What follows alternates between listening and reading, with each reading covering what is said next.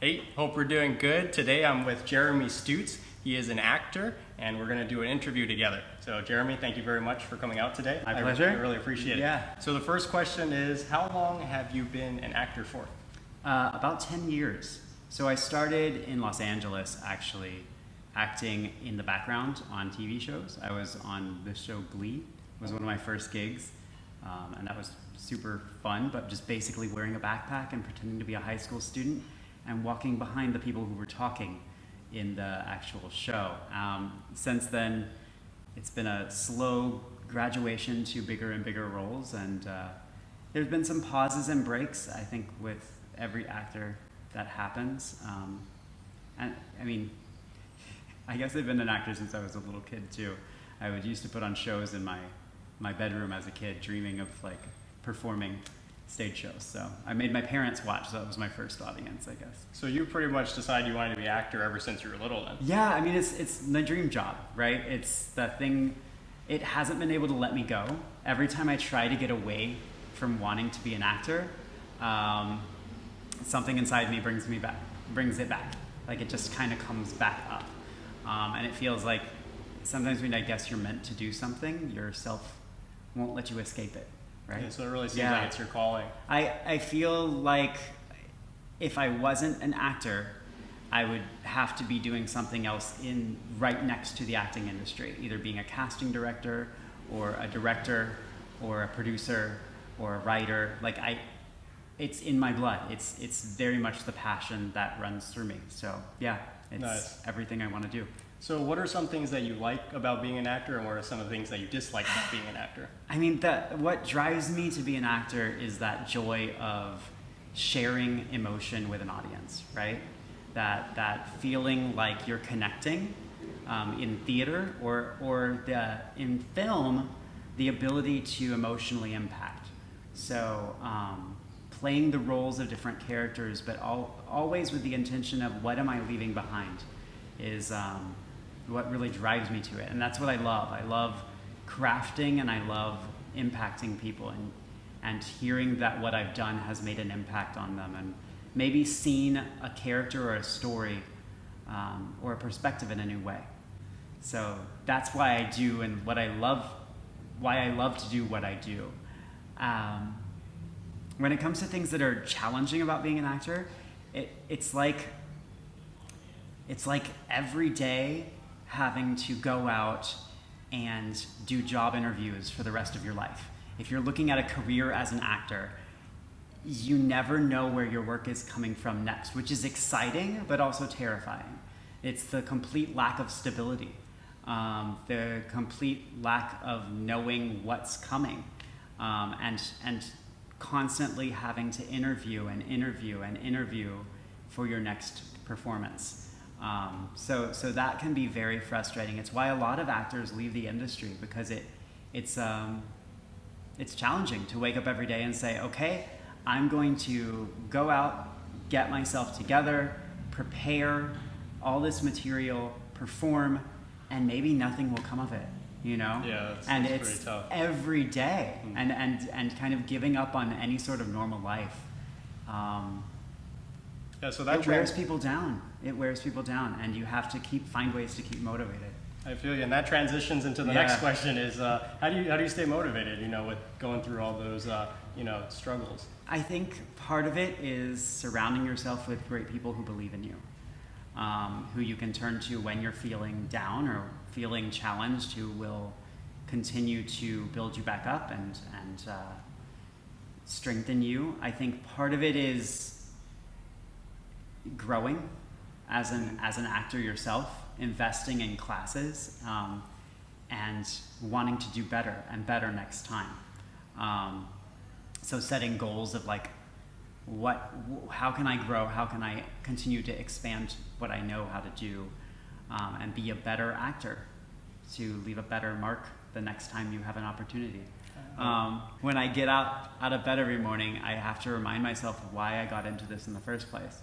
And that every time I've tried to get away from it, I always just feel a calling to come back. So, yeah, it's something for me that's inescapable. It's something for me that if I'm not doing this, I'm going to be doing something very similar to this. In the entertainment field. In the entertainment field, Yeah. yeah. So why not? Why not keep trying? And to keep motivated, because the only people who succeed are the people who continue to try. I feel. Yeah. Can you tell me about some of your recent upcoming projects? Yeah, so my latest project I'm super proud of is it's a film, and it's with one of the main characters from John Wick 3. His name's Mark Dacascos. Oh, is nice. the actor, and he plays Zero in that film. And in our film, I am opposite of him in basically one of the main roles for a movie called The Driver. And that film has been sold, but we're not sure where it's coming out next. But it was shot here in Thailand, and it was very, very fun. Yeah, that's exciting. Yeah, it's my first big feature film, and it's very exciting to have lines and to be playing next to someone who's that talented. He taught me so much working with Mark, so it was a great experience. I feel. Yeah. So what does a normal workday look like for you? Like when you actually have a project to work on? What do you mean by workday? So every day's a workday from the time you wake up and check your email to the time you go to sleep and are still checking your email. But let's say it's a set day, right? So there's different kinds of work days. There's set days, there's rehearsal days, there's theater days, and there's on-location film days. Let's say it's a day where we're going to be on location somewhere for a film. That usually means waking up ridiculously early in the morning, or possibly in the middle of the day if you're shooting all night long. Trying to grab sleep where you can, grabbing coffee to try to keep yourself awake. So you're a big coffee guy. Yeah, Okay. yeah. Traveling to wherever you're shooting, going over your sides. What are the lines that you have? Talking to the director, are we changing things? Has anything changed? Talking to your scene partner, trying to make that chemistry. Sometimes you walk into set and you've never met the person you're performing with before. And you're supposed to have this huge relationship with them. They're supposed to have known you for 5 years, and you've only spent 5 minutes. Yeah. And so building those connections and talking through the scene with your scene partner, building trust very quickly, I love it. It's thrilling, but it's also a big challenge. So rehearsing through things, going over your lines with people. There's a lot of sitting around where you're waiting to shoot, and then you're shooting, and once it's done, you think, man, I wish I could have had more takes to try to work on different ways we could have done that. But it's over. It's right. It's done. That's it. You've done it, and it's on film, and it's captured, and they'll use one of the takes, and you have to deal with whatever you created. So you try to put as much work into it ahead of time. When it's not a set day, if you have a project coming up, you're running lines, you're trying to go over and ask yourself, how many ways can I approach this character to give them a unique take? Try not to just do it the way that an angry man would appear. How do I approach angry man? Why is he angry? What past life experiences has he had? Where is he going? What would he be doing if he weren't doing this today? What is he thinking? What are some obvious ways that you could interact? What are some of his mannerisms? Trying to really craft a character, and then you show up on set and you forget everything and just let it be whatever it is. So there's no other work like it, man. It's the best work in the world, and I'm so lucky to have been able to do any of it. And I just feel so lucky every time I even walk into an audition room. That's awesome Yeah. to hear. That's Yeah. really cool. So I know that you work a lot, but what do you like to do when you have some free time? When I have free time, I travel. I see theater. I love musicals. I absolutely love them, and I try to go to New York at least once a year to see whatever's there. That can be expensive, but it's totally worth it. And I try to keep in contact with friends and people who keep me motivated. And like we were talking about earlier, some days it feels like, man, do I really want to keep doing this? And I usually end up saying, yeah, I do. So but figuring out, you know, where the next money is going to come from, where the next job is going to come from, and there's a lot of business behind being an actor besides just being on screen. And I think a lot of people see actors and they think, oh, well, you just get on camera and you perform. But in addition to the preparation work that it takes, growing yourself, taking acting classes, learning new methods of how to approach things, how to summon deep, intense emotions quickly at the drop of a hat and have them be real.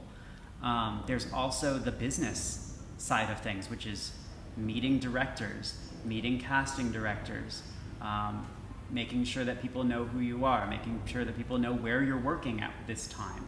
If I'm in this area, am I available to go in for another project that might be shooting over there? So that organizational work behind the profession is, I think, incredibly important. Yeah, that's good too, because it kind of just wraps around the industry that you're passionate about. Yeah, absolutely, absolutely. So where is the favorite place that you've traveled to so far? Hawaii. Hawaii? And why do you like Hawaii so much? You know, I if it wasn't Thailand, which I love Thailand, the thing that frustrates me about Thailand is the lack of care for the earth. And Hawaii is a place where the care for the earth is ingrained in the culture. They call it aloha aina. And it means love the land. And the land loves you back. And that deep, like the languages for emotions in traditional Hawaiian relate back to natural feelings and plants and things like that. And it's just a beautiful culture. It's absolutely one of the most spectacular places on earth. It's deeply spiritual while also being beautiful, and there's a sense of community there where everyone feels embraced and loved. And I don't know of any place I've ever been to on earth that has that exact same feeling. That sounds awesome. Yeah. I got to make a trip out there. So where's a place that you want to go that you haven't been to yet? There's a place in China that is inspired the actual scenes from the movie Avatar with the floating mountains. And it's called Shangza National Park. And I've always wanted to go there and see the beautiful mountains that just kind of shoot up from the ground, like tall. Like they're not like, usually our mountains in the US, most of them are like wide. Basic, right? These are like tall, thin spires that just look like they're floating. And there's trees growing off of them in all sorts of different ways. And I think that's beautiful, and I want to go see that. Yeah, that sounds pretty awesome. What are some things on your bucket list? Bucket list. I lived in California and I've been to Hawaii, and I've never tried surfing. So that's on my bucket list. You're not scared of the sharks? I mean, sharks, no. Okay. I've swam with sharks before. They seem pretty scared of me. Depends on the shark, right? Like, there are some very aggressive shark species and very hungry if you're bloody. But for the most part, no, I'm not scared of reef sharks. That would be fun. I don't know. I would love to perform on stage in New York at some point. That would be like a big bucket list thing to be able to check off my list. Maybe in a musical or something like that. Be in another film is on like more would be great and on my bucket list. I mean, the big things revolve around acting. I want to travel to a lot of places. Yeah, that's good. Keep traveling, see more of the world, see more cultures, learn more languages. Yeah, and you're learning Thai right now. I'm learning Thai right now. ผมพูดแต่นิดหน่อยนะครับ Oh, ใช่ นิดหน่อย เก่งมาก ไม่ What are your 3 favorite movies? My top movie of all time is a weird one. It's Edward Scissorhands with Johnny Depp. Oh, okay. Yeah. I just thought the character that he portrays of Edward is amazingly relatable, and yet, and so interesting the way that world has been crafted by Tim Burton. It's one of, I think, my favorite films of Tim Burton of all time. And I just think that 1960s vibe combined with this kind of horror leather thing going on with Edward is such an interesting combination in a film. And I love the storytelling. It's just a well-told story. One of my other favorite films is Devdas. It's an Indian Bollywood epic, and it's about a couple that has been in love since childhood, but then out of spite and also out of one couple is privileged, one of the partners is privileged and the other is not, ends up marrying into the woman marries off into a much better marriage situation, and the impacts of that upon her true love. And both of them, because both of them love each other, but have been forced by their families into a marriage that is not based on love, and what that does to tear them apart as humans. It's an amazing movie, very long, and the dancing and singing is incredible. Yeah. Let's see, one more. Around Christmas time, my favorite movie is probably Elf. You know, I haven't seen that. I love it. I haven't seen that one There's yet. so many great jokes, and the performance is so funny, and the jazz music is incredible. The score of that movie is Christmas. It's just perfectly Christmas music. And I love that it's combining the storybook aspect, where it feels like it's being written by a children's story, like it's been presented as a children's story, but also is a live action movie. That sounds very interesting. Cool. It's so cool. The claymation references, there's just so many things that represent Christmas that are all tied into that one movie. That sounds cool. Yeah. So what advice would you have for anyone who wants to go down the path of becoming an actor? I would say practice, grow. It sounds so, everybody says the same thing, but they're all right. Work on your craft. Work on your craft of being an actor. You will never stop needing to work on your craft. Every day is about learning a new way to approach a new character.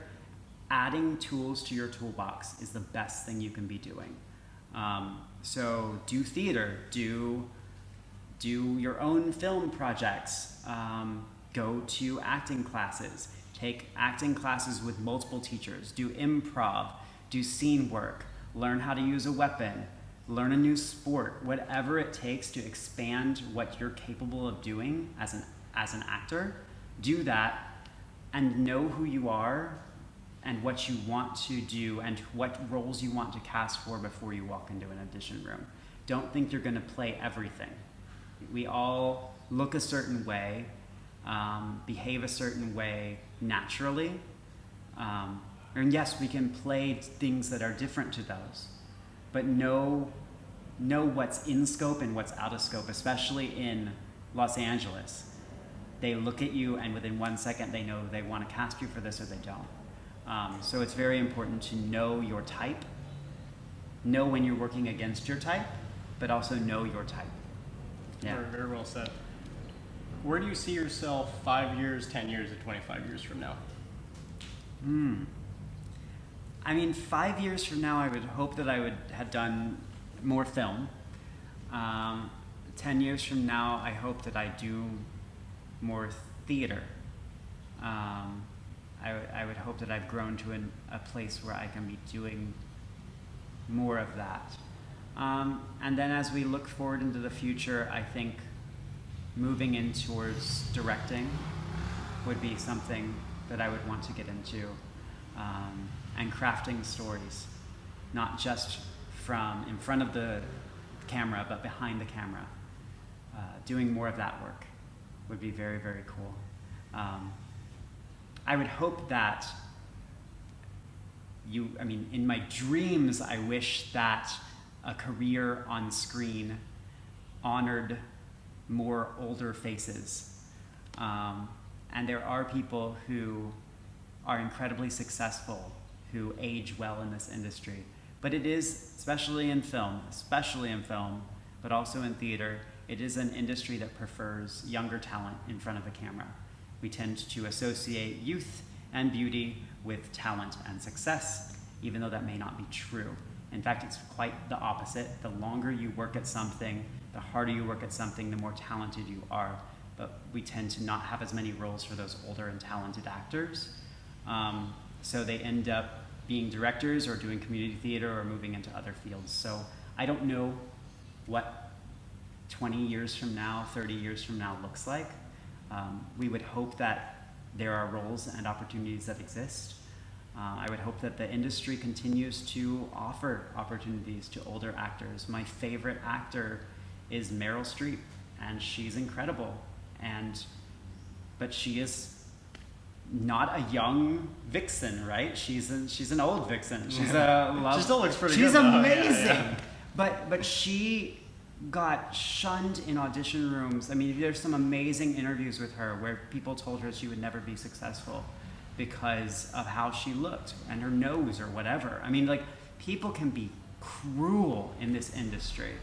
And it takes a lot to keep going. So you need a support system, and you also need to believe in yourself and know that your calling is not to be compromised on. You just have to keep working. Yeah. Yeah, and this is one of the industries where someone could totally dismiss you for how you look, pretty much, no matter how talented you are. Yeah, and you can't take it personally, right? You can go in for a role and be just right for it, and this producer doesn't want someone with that shape or this skin color or someone whose eyes are hazel and not green. Like, it can be anything, and it has nothing to do with who you are as a person or even what the work you did as an actor. It's just that. And that, you just keep going. You just have to deal with it. You can't take it personally, because if you do, you're going to end up defeated and flat on the ground. Yeah.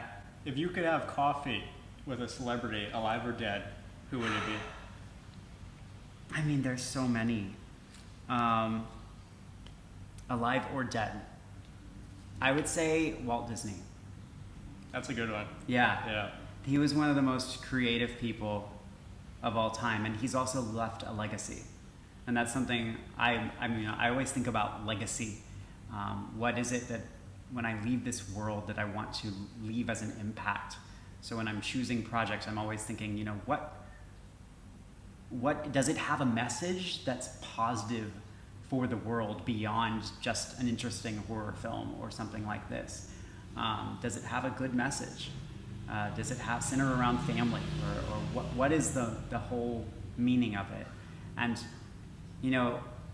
Walt Disney did that very well, and also spread a lot of happiness and joy into the world that's still there. I would hope that I can associate a career based on happiness and joy. What has been your favorite job so far that you've done? I mean, the film with, the guy from John Wick, it's hard to beat that. Hopefully I will beat that, but right now that's pretty awesome. One of the other things I did recently was a play, Shakespeare, Twelfth Night, and I got to play Sebastian and completely change everything about how I look. I shaved my beard, wore a pirate hat, learned to walk like I was a pirate, but also younger than I actually am, and played a character that was lost and confused, and it was very, very fun. That sounds like a fun role. Yeah. So, can you tell our audience your 7-Eleven story? Oh, yeah. So that day, man, okay. So I guess I have to start from the beginning. So let me just let our audience know. So Jeremy was in a really big 7-Eleven commercial out here in Thailand. And the video has been viewed over almost 2 million times. So it's a really big thing. But he has a funny story that he's going to share with you. And let's hear the story. Sure. Okay, so that 7-Eleven video, I was cast based on a photo for that. I loved that because I didn't have to go audition. They were just like, we trust you. But they didn't have any backup talent for that job. And I ended up on my way out. I told you, when we do set days, you wake up really early. Right. So that day I woke up at like 3:30 in the morning, showered, got ready, got into a taxi at 4 to get to another van that was going to take me to set by 5 a.m. and I'm tired. Like, okay, you can sleep, if you're a normal person, you go to sleep at night, maybe 10 is an average time to go to sleep. So I tried to sleep early, but even then, I didn't get enough sleep that night. So I'm feeling pretty bad in the taxi on the way, but I feel like I'm just tired. On the way to the first place where I'm supposed to meet production to go to set,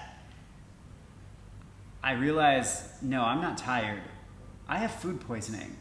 And I start throwing up in the taxi. I don't realize this until there's vomit coming out of my mouth. I'm like, man, I feel really bad. I wonder, like, did I just not get enough sleep? Oh, there's food coming out of my mouth and into the taxi and all over the floor. Yeah. And I didn't know what to do. So I'm texting the agent that booked me, and I'm saying, I'm throwing up. And she's awake. She's going, oh God. She said, go to 7-Eleven and you need to go get a shirt. And I'm like, okay, I guess I'm still doing this job. She's like, I don't have anyone else to do this job. I was like, it's all over my shorts. It's all over my clothes. But they were gonna dress me into another wardrobe on set. So I just replaced my shirt, which I got disgustingly covered in my own vomit. So I get there and I still stink pretty bad because I sat in like a pool of vomit under me. But I get to the van and they meet me and they all know that I'm sick. They're like, are you okay? If you need to, we'll pull over and let you throw up. So I make it there. I sleep in that van until we get to set, maybe 2 hours later. And I feel like, okay, I'm okay. They start to serve us breakfast, which is nice. Every time you're on set, they serve you food for free. It's awesome. So start to serve breakfast. I'm doing okay. They get me some water. They're taking care of me. They're like, are you all right? You look pale. I'm like, I'm okay. And then it happens again. Like right when they're gonna shoot again, as they've got me into wardrobe, I'm like, nope, it's coming up again.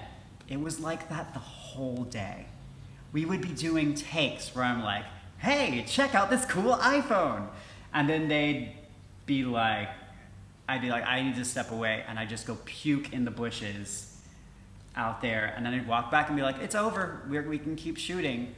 And it would be another hour or two. And then I'd be throwing up again. It was like that all day long. And the commercial looks great. You can't tell at all. It does look really good. You can't see that happened at all. And the team was super impressed. That I'm sure they all thought I was just drunk and hungover, but I didn't drink at all. It was just food poisoning. But man, you just power through it. You just power through it, and you keep professionalism, and you apologize for throwing up all over the guy's taxi and to throw them extra money, and you do what you can. But yeah, it was. That was a terrible experience, but also an awesome one. But you're a trooper. You got through it. You got through it. Yeah. So this is a little deeper question. What is your biggest fear, Jeremy? My biggest fear is of being forgotten. Yeah. Yeah, that's not. It's not too happy to think about. No, and it's part of the reason I think a lot about legacy. It's, when I leave the planet, that idea that it didn't fucking matter, I want to do things that are important. It's part of the reason I stay true to my dreams, because I believe that what we do with our short time here is important. Look at the impact that someone like Walt Disney made, right? He will never be forgotten, probably. I mean, I don't know 10,000 years from now what's going to happen, but if humans are even still here, yeah, who knows? But at least leaving an impact on people where people say, wow, that person did something really important with their life. I like that. I think that's my biggest fear, is just not achieving that, or going too soon before I have an opportunity to do that. I feel. Yeah. What has been your happiest moment so far? My happiest moment? Yeah. Can be professionally or personally. It's fine. I'm pretty happy all the time. I'm probably happiest when I'm at Disneyland with family, and I love if there's a combination of singing, theater, Disney, and something like that, then I think I'm pretty over the moon. Yeah, I would say discovering a new ride or show at Disneyland is probably one of my happiest moments. Yeah. I feel. Yeah. It doesn't get much better than that. Like it's a happy place. Everyone's cheerful. Yeah. If you're frowning at Disneyland, I think you got some major well, problems. seriously, I've seen people screaming at each other at Disneyland. But yeah, it's an amazing place. I think the two things that I've heard that people are always smiling is at Disneyland and on a jet ski.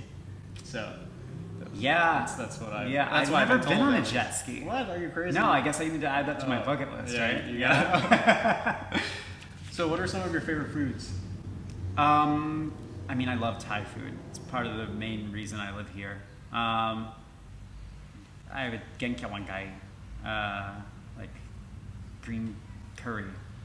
Although the new chips they have at 7-Eleven that are green curry flavored are disgusting. Don't try those. I don't think I want to be trying those. No, the Tom Yum Goong ones, those are good, but stay away from the green curry chips. I don't know. So many foods that I love. Yeah, I like things that are flavorful, spicy, and interesting. I don't like bland food. Yeah, so you're in a pretty good country to be in. Sandwiches. I mean, it's good, but you know, my best, if it sells you anything, my favorite burger is from a place in Santa Monica that does amazing burgers, and it has wasabi aioli on it, potato chips, some sort of like pickled radish, daikon radish, and like it's that one's good. Like it's called the Sassy Wahine. Oh, okay. And it's from a place called Pono Burger, which is like Hawaiian-inspired burgers that are very specific. I like. I'm not a vegetarian, but I also like a lot of vegetarian food. Yeah. That's good. Yeah. So, if you can start all over from the beginning, would you go down the path of being an actor, or would you go down a different path? I think I've answered that already. There wasn't really a choice. The only other path I would have gone down would have been to try to become a Disney Imagineer and to design attractions for Disney, because it's still along the same thing where you're leaving that same kind of emotional impact in audiences' minds. That I love Disney theme park attractions. I think their best thing about the Disney company is that they've created are their theme parks. So I love that they create feelings of adventure and let people feel like they're in the middle of amazing adventures every day when they're there. So that would be the only other thing I would have chose, but probably not. I'd probably still be an actor. Yeah, that's good to hear. So if you want to ask me one question, what is that question going to be, Jeremy? Why are you doing this? Why are you choosing to create videos to share other people's passions and interests? What drove you to want to do this? Well, that's a good question. We Yeah. didn't discuss this before. Yeah. I actually really enjoy doing these videos. Mm-hmm. I enjoy interviewing people. And, I heard a quote one time. It's like, a businessman giving you a gift doesn't mean anything. Mm-hmm. But if a businessman gives you his time, it means everything. So, the time that we spend together doing this, I mean, it feels good. It's something it's a time that we can spend together. Yeah. I interviewed like Vietnam veterans. That was, some of these people Wow. that I interviewed are no longer around. Like some of the people that I've interviewed before aren't around anymore. Wow. So it's almost like that video footage is a file, a moment in time of that person's life. That's beautiful. Yeah. Yeah, being able to capture someone's story before they're no longer here to tell it. Yeah, pretty much. Yeah, that's very cool. Yeah, so I truly enjoy making these videos. Wow. I really do. Nice. Yep. So that wraps up our video here. Jeremy, thank you so much for My taking pleasure. the time to come Yeah, out my here. pleasure. And also, if you want to follow Jeremy on his journey, feel free to follow him on Instagram. The link will be in the description below. And Jeremy, do you want to leave our viewers with any last thoughts? Follow your passion. Know who you are. If you don't know who you are, we'll find out. Okay, we'll see you in the next video. See ya. Bye-bye. Bye.